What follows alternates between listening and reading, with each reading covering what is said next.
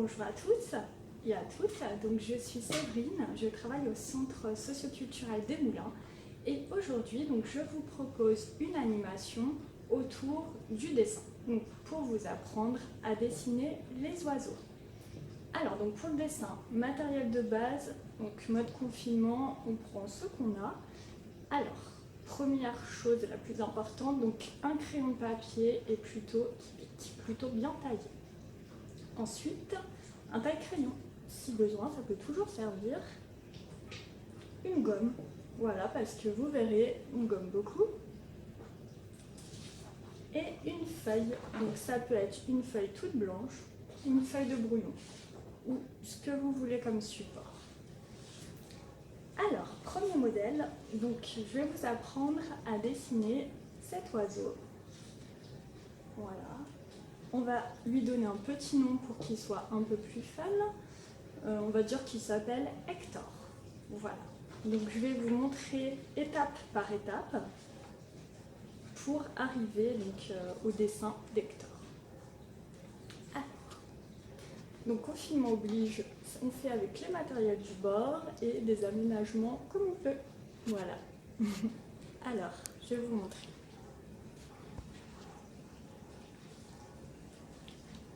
Donc la première étape, donc vous allez pencher un petit peu votre feuille en oblique sur le côté. Alors, on va démarrer avec la tête. Donc vous faites un rond qui ressemble à une tête.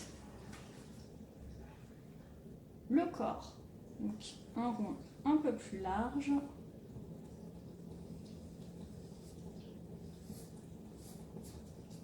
Alors, vous inquiétez pas parce qu'au fur et à mesure de la vidéo, on sera amené à faire des modifications avec la gomme. Voilà, donc première étape terminée. Nous attaquons la deuxième étape. Donc Hector, nous allons lui faire son bec.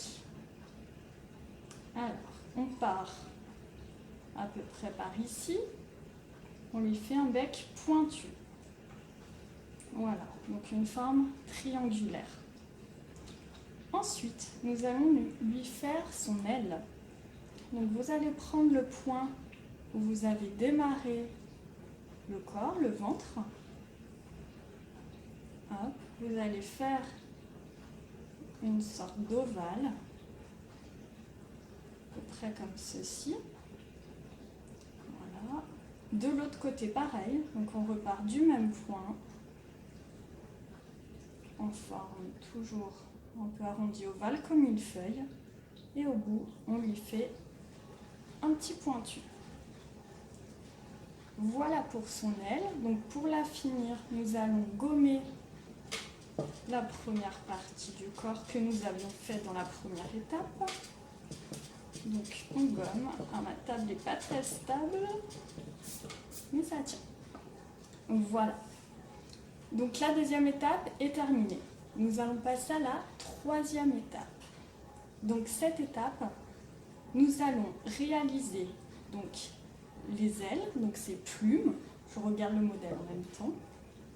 Donc, vous allez gommer une partie de la fin de l'aile. J'ai un peu trop gommé, mais vous voyez à peu près. Et pour faire des plumes, donc rien de plus simple, on fait des petites choses comme ça. Voilà. Moi j'en fais 4. Vous pouvez en faire 2, 3, des plus larges, des plus petites, à vous de voir. Ensuite, nous allons attaquer les pattes. Donc les pattes, vous allez identifier à peu près la partie du bas du ventre, qui se situe ici. Voilà. Et donc on va lui faire 2 pattes. Donc première patte, vous allez tracer un trait droit. Voilà. Et de l'autre côté, vous allez faire comme les sapins en plus petit. Donc les sapins de Noël, il y en a qui... Voilà, des petites choses comme ceci. Voilà.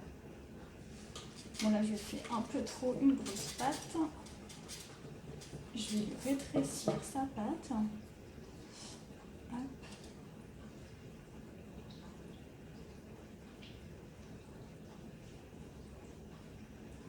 Voilà.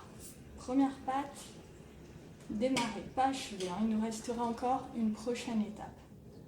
Ensuite, donc, à peu près par ici, donc vous allez lui faire une patte qui part plutôt vers la droite, avec pareil, toujours l'idée des petits crochets du sapin de Noël. Clac. Voilà, nous avons fait les 2 étapes. L'étape 3 est terminée. Nous allons passer à la dernière étape. Pour la dernière étape, donc, on va lui faire son œil. Alors, son œil. Donc, vous allez faire un rond de taille moyenne, comme ceci. À l'intérieur de son œil, vous lui refaites un petit rond. Et encore un tout petit rond.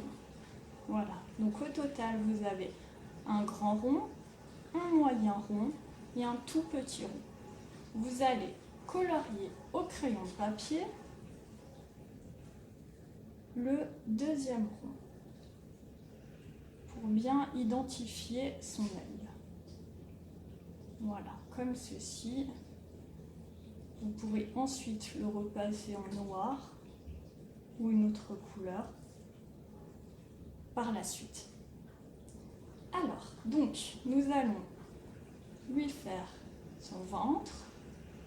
Donc, il a plutôt un ventre arrondi. Le mien n'est pas très rond, donc je vais le reprendre. Faire un ventre un peu plus rond. Voilà. Voilà, parce qu'il a bien mangé. Alors, donc, on va lui faire cette étape donc, du ventre. Donc, vous allez partir à peu près ici, en dessous de la tête. Et vous allez, je me suis arrêtée, j'aurais pas dû, lui faire une petite forme arrondie, comme ceci, jusqu'à la moitié des pattes à peu près. Hein. Voilà. Et enfin, nous allons terminer donc, avec les pattes. Donc, vous allez gommer cette partie-là et cette partie-là. Hop, voilà. Et nous allons finir donc ces pattes avec un arrondi comme ceci, comme une lune de mi-lune. Voilà. Peut-être gommer. Vous voyez, une lune comme ceci. Pareil de l'autre côté, donc on gomme le bout. En gommant effectivement, souvent, il faut qu'on repasse un petit peu dessus, mais c'est pas trop gênant. Et on repart. Oups, j'ai raté un peu ma lune. Voilà. Et voilà. Donc nous avons réalisé, je regarde si Arthur a tout ce qu'il lui faut. Effectivement, nous avons Hector. Donc, nous venons de finir Hector en dessin. Alors, attendez, je vais vous montrer. Voilà.